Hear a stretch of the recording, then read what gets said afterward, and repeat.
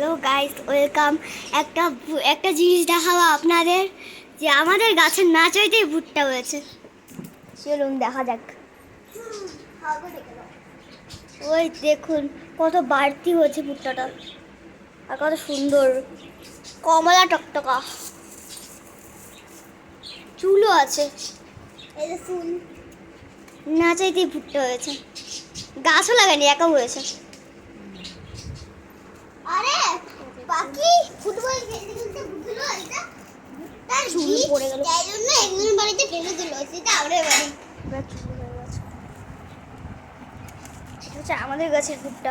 হ্যাঁ, আরে এটা কেটে দেন না।